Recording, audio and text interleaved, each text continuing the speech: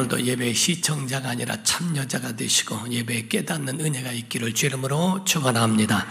하나님은 선하신 분입니다. 선하신 하나님이 이 세상을 좋은 세상으로 만드셨고 에덴 동산을 두사 거기에 아담과 하와로 말미암아 행복하게 살아갈 수 있는 영역을 주셨다는 겁니다.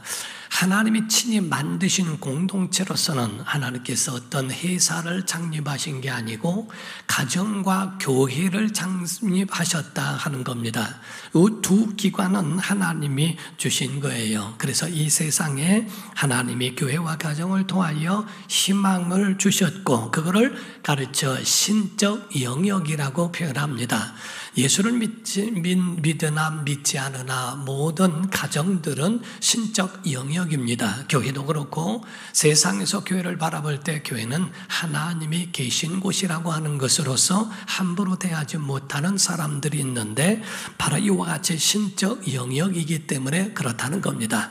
그러므로서 어떻게 신앙생활 하느냐가 구원의 문제가 일어나고 어떻게 가정생활을 하느냐에 따라서 행복이 솟아나게 되어 있습니다. 복음적인 기독교회는요, 가정을 소중하게 여깁니다. 보편적인 다른 어떤 종교들이나 특히 사이비 같은 그런 집단은 오직 자기 집단만 원하고 있지 가정을 소홀히 여깁니다. 가정을 깨고 가정을 파괴하고 가정에 대하여 그와 같이 바로 파괴시키는 일을 사이비들은 서슴지 않고 행하고 있기 때문에 그렇습니다. 그러나 정통적 기독교회는 결단코 가정과 교회를 절대로 구분하고 있지 않다는 사실입니다.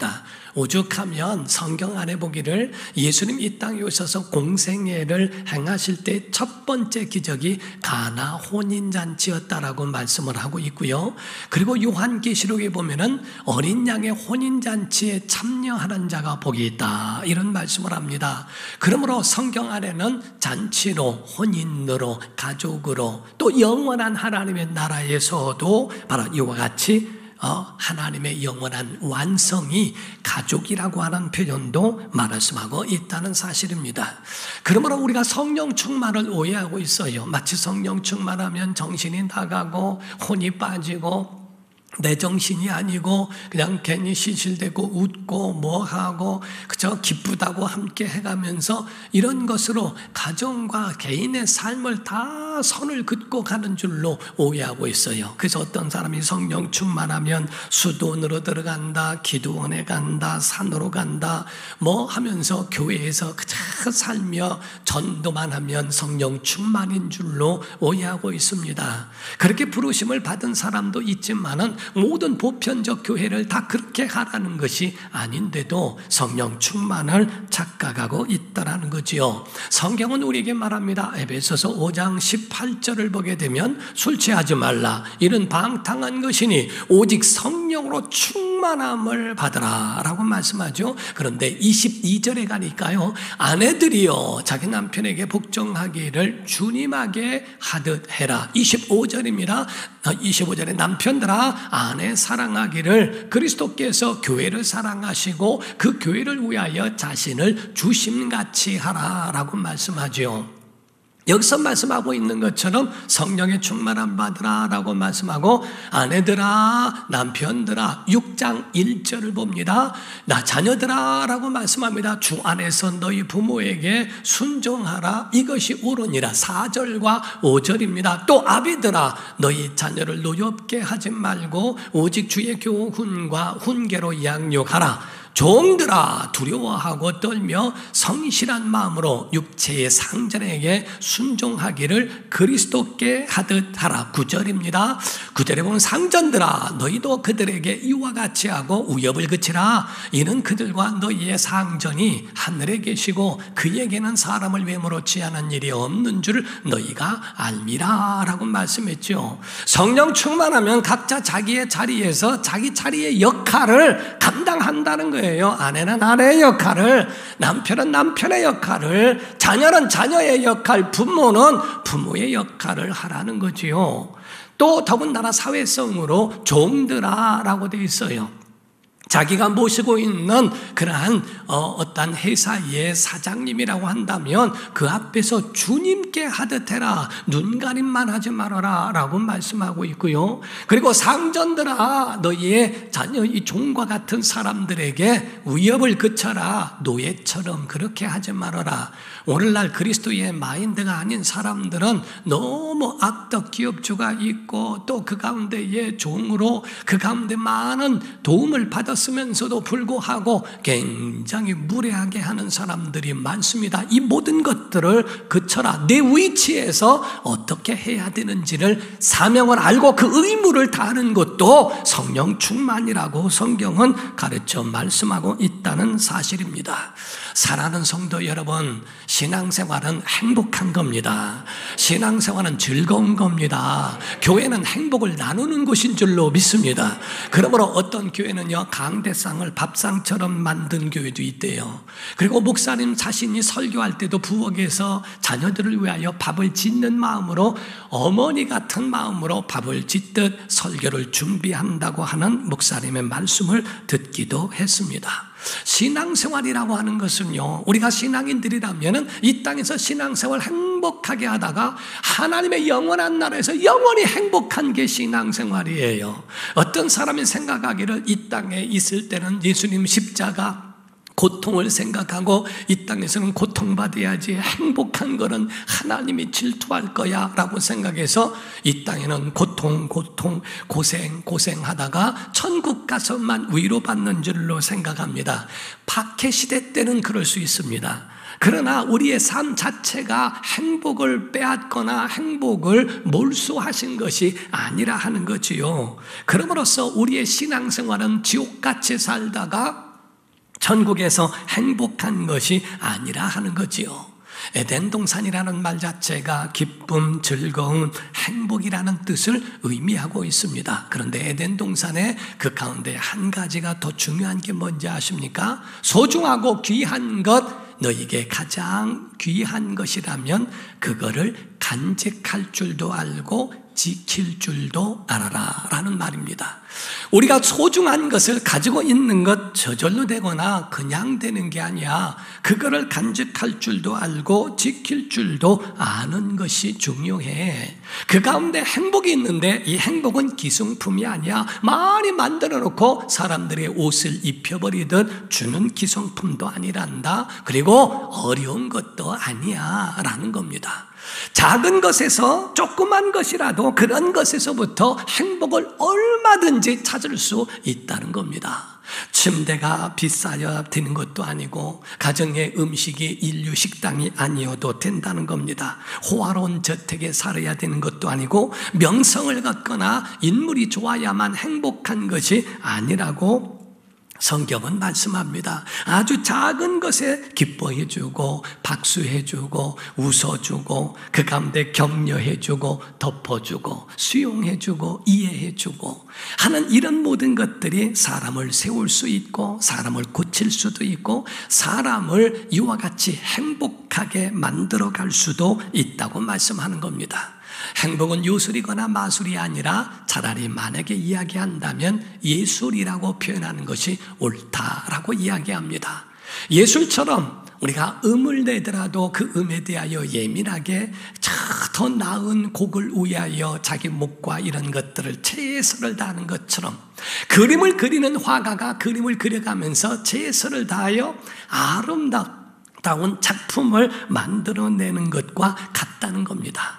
자전거를 탈 때에 하나하나를 배워가는 것처럼 운전을 할 때에도 다 여자들이 운전한다고 해서 다 김여사만 있는 거 아닙니다. 전부 더 낫고 더 훌륭하게 더 정말 베테랑 운전사가 여자인 사람들도 없지 않아 있다는 거지요. 그러므로 우리에게 있어서는 작은 것에서부터 우리는 그 행복을 찾아가도록 우린 배워야 할 필요가 있다는 거지요. 하나님은 출애굽을 했을 때 애굽에서 탈출하게 하신 후에 광야 합계어에서 그 광야를 거치며 사는 법을 가르치셨어요. 하나님으로 사는 법을 그들에게 가르치사 가나안에서 어떻게 살아야 되는지 출애굽할 때는 하나님이 다 해주셨어요. 마치 어린아이가 태어날 때는 엄마 아빠가 기저귀부터 시작해서 모든 것들을 옷도 다 준비를 해주시는 것과 같습니다.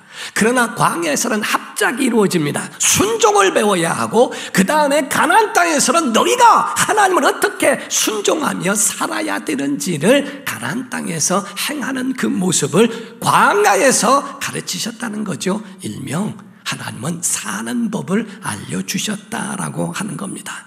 그러므로 예술가가 공을 들여서 작품을 내는 것처럼 어떤 때는 목회를 할 때 저는 그림을 잘 그릴 줄 모릅니다만은 그림을 그리는 사람들이 정교하게 그리는 그 모습을 보면 부러울 때가 많습니다. 저는 설교 자체가 그림을 그리듯 하고 목회 자체를 그림을 그리듯 하고 있을 때가 많습니다. 그런 마음으로 백지에다가 그 선을 긋기 시작하고 그 가운데 스케치를 하고 어느 정도 나오고 색깔을 입혀 나가는 것처럼 설교의 시작에는 백지와 같은데 어떤 설교를 하실까? 어떤 말씀을 하실까? 다 끝난 다음에 이 말씀이로구나. 그 작품 하나의 그림을 그려내는 것처럼 목회를 하더라도 찬양을 어떻게 하고 어떤 속도로 하고 어떤 동서를 가지고 있으며 이러한 것에 대한 그림을 가지고 시작한다 하는 거지요.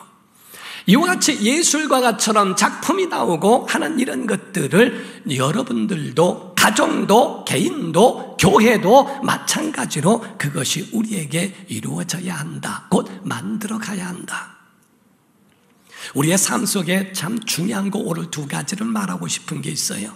하나는 안색이라는 겁니다. 이사야서 3장 9절을 보게 되면요, 그들의 안색이 불리하게 증거하며 그들의 죄를 말해주고 숨기지 못함이 소돔과 같으니 그들의 영혼에 화가 있을진저 그들이 재앙을 자취하였도다. 재앙을 불러들인 이유가 바로 안색이었다는 거예요.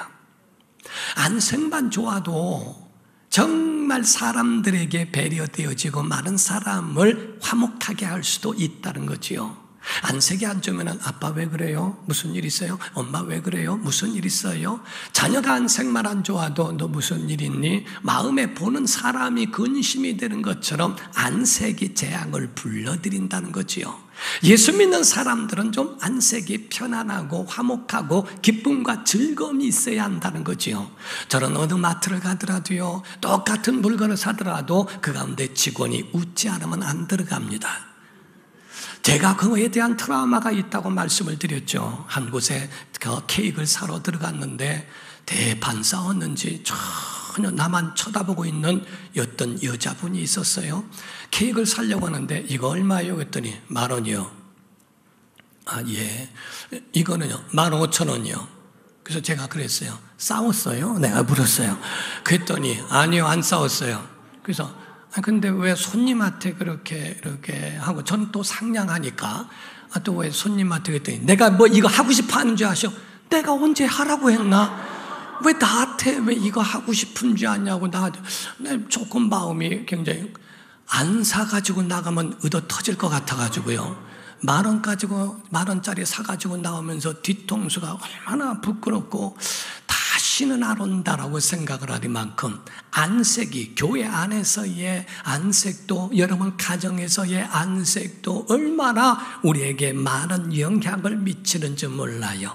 두 번째가 말이에요.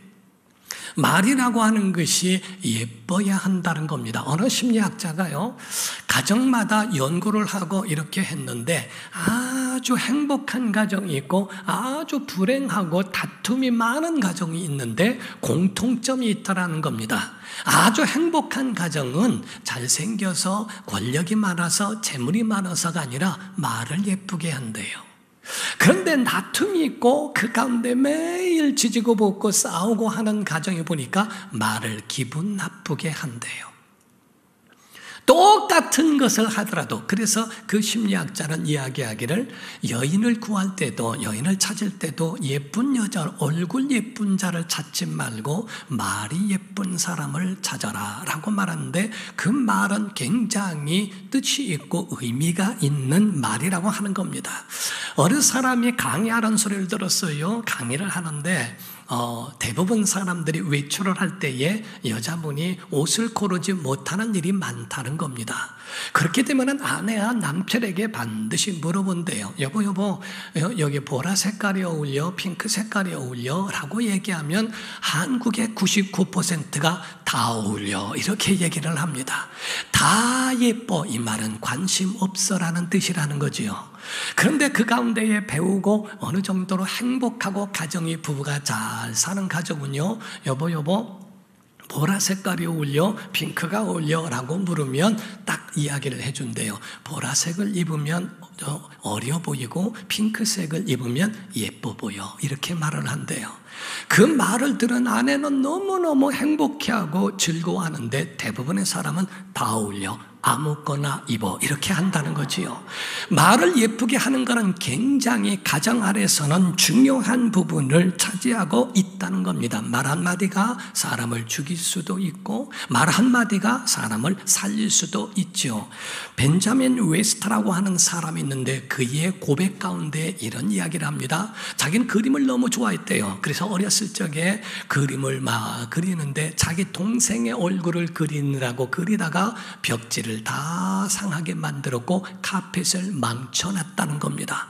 어머니가 들어와서 이거 누가 한 거야? 라고 말했을 때 눈물을 글썽이면서 야단 맞을까 봐 엄마 사실은 내가 동생을 그리려고 하다가 이렇게 카펫을 버리게 됐다고 고백을 했습니다. 엄마는 그 이야기를 듣고 꼭 끌어안으면서 뺨에 키스를 해주면서 말하기를 참 착하구나, 그림도 잘 그렸네, 너 소질이 있구나, 너 정말 동생을 잘 봐줘서 엄마가 고마워 라고 이야기를 했대요. 그 말을 나이가 든 다음에도 그 말을 기억하고요, 자기는 그 후로부터 지금의 화가가 된 이유가 그거라고 이야기를 합니다. 유명한 화가가 된 그 원인이 엄마의 그 말 한마디가 자기를 키웠고 격려해주고 또한 자기를 지금의 사람으로 만들었다고 고백을 합니다. 작은 거에 배려하고 작은 거에 베풀어주고 작은 거에 따뜻함, 이 하나가 얼마나 가정을 그렇게 기쁘게 행복하게 환하게 만들어주는가. 제가 어느 때에 메두차 예화를 든 적이 있습니다. 어떤 여인이 태어날 때부터 눈썹이 없이 태어난 여인이 있었다고 그랬죠. 그런데 평생에 좋은 남자를 만날 수 있을까라고 생각을 했는데 사랑하는 사람을 만났고 결혼을 했는데 자기가 눈썹이 없다는 것을 도저히 말을 못하겠더라는 거지요. 왜냐하면 그 말을 하면은 자기를 미워하고 싫어해서 결혼을 못할까 봐. 결혼한 후에도 자기는 일찍 일어나서 눈썹을 항상 먼저 그리고 시작을 해서 남편을 속였다는 겁니다. 그 남편의 직업은 연탄 장수였는데 연탄을 배달하기도 하고 하는데 하루는 같이 배달했던 사람이 몸 아파서 나오지 못해가지고 자기 아내를 부르기에 이르렀대요. 부인이 짜져 따라가서 그 가운데 뒤에서 밀어주고 배달을 하는데 그 때에 얼마나 땀이 나고 하는지 바람이 불면서 먼지를 뒤집어 썼는데 남편이 깜짝 놀라면서 그 가운데에 수건을 얼굴에 닦아주더래요. 너무 고마웠는데 깜짝 놀라기를 나 눈썹이 없는데. 그런데 이미 거기에 대하여 멈추게 하기로는 늦었다는 거죠. 그런데 다 닦아주고 남편은 안으로 들어간 모습을 보고 거울을 봤는데 눈썹은 그냥 두고 다른 데만 닦아줬더라는 거예요. 거기에 대하여 그 따뜻함을 느끼고 굉장히 감동을 받으며 일평생 그 남편을 위하여 정말 어떤 것이라도 감수하겠다는 결심까지도 했다고 이야기를 합니다. 사랑하는 성도 여러분, 가정도 교회도 이 땅에 살면서 사는 방법을 배워야 한다는 겁니다. 신앙생활도 같습니다.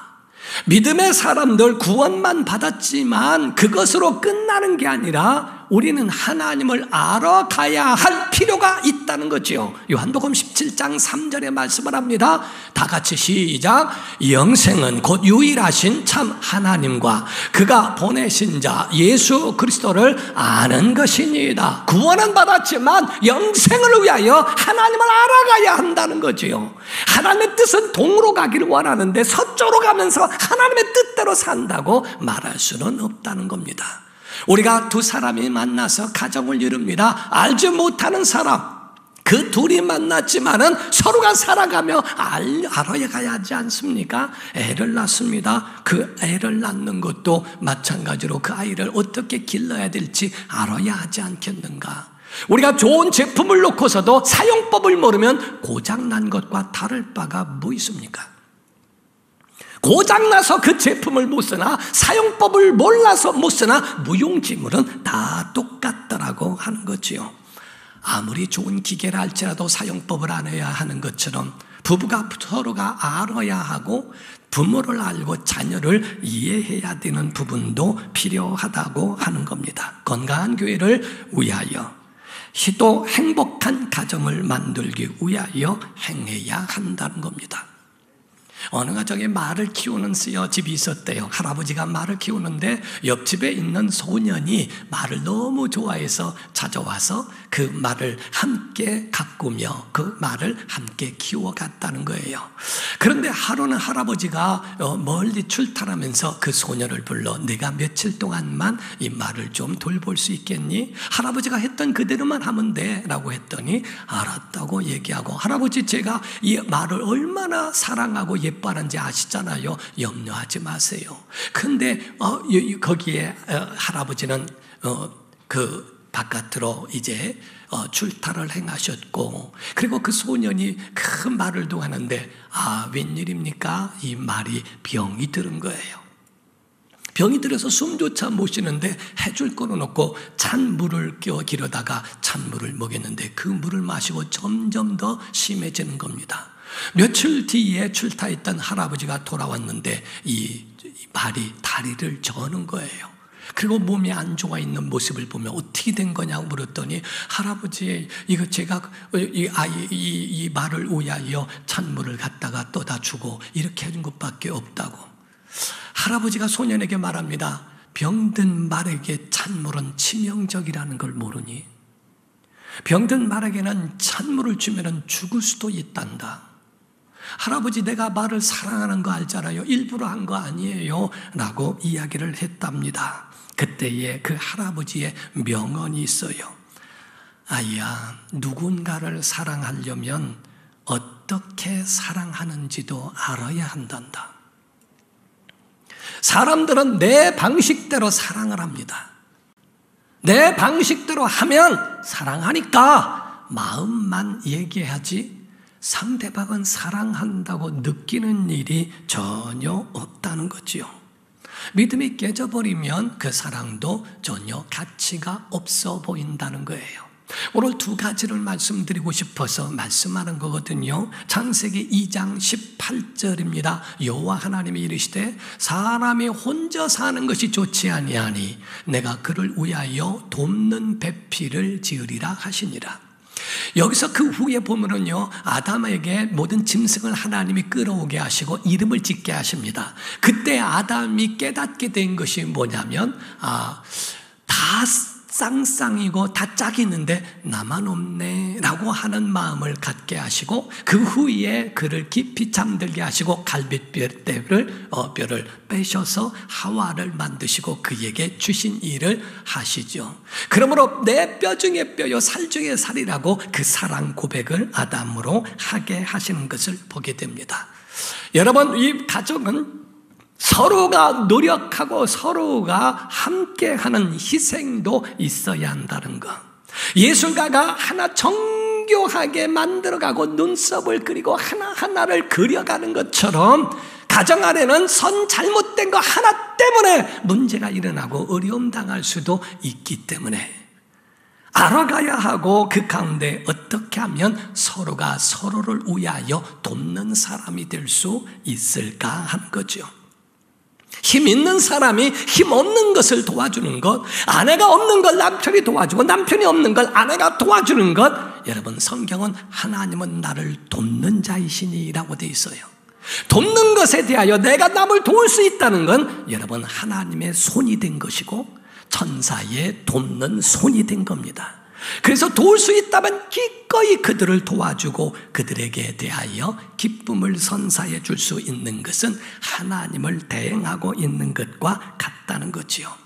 새 차는 사줄 수 없다 할지라도 차문은 열어줄 수 있습니다. 식사를 하면서 좋은 요리를 만들 수는 없어도 먹으면서 맛있다, 정말 최고다라고 이야기해 줄 수도 있다고 하는 겁니다. 사랑하는 성도 여러분, 두 번째가 있습니다. 창세기 2장 25절입니다. 아담과 그의 아내 두 사람이 벌거벗었으나 부끄러워하지 아니하니라. 첫 번째가 서로 돕는다는 것, 두 번째는 허물도 덮어줄 줄 아는 것을 말하고 있죠. 부끄러움이 없는 것이 가족이라는 거예요. 부끄러움이 없는 것이 교회라고 하는 겁니다. 사소한 것이라 할지라도 덮어주고 허물이 허물되지 아니하고 서로를 용납해 줄 수 있는 것을 가르쳐 말합니다. 어느 이혼을 앞두고 있던 가정이 있었대요. 부부가 있는데 이혼을 앞두고 있었답니다. 그런데 그 남편은 예수님을 만났어요. 그리고 아내에 대하여 자기는 버리고 싶거나 헤어지는 것을 원치 않았는데 너무 잘못한 마음에 아내가 마음을 굳게 닫고 있었다는 겁니다.